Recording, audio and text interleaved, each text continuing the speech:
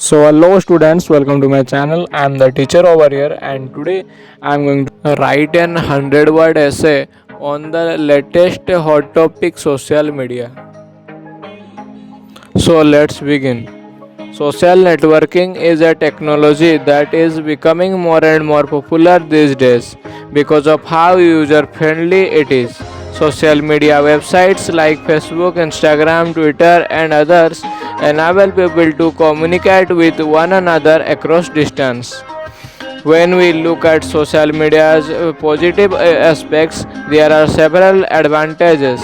Despite of these clear benefits, social networking is viewed as one of society's most damaging forces.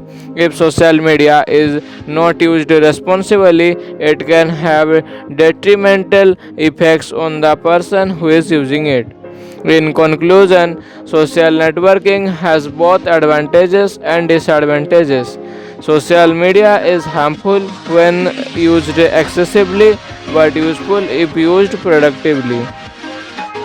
So that's all for today, and before you go, do like, share and subscribe. And thanks for watching.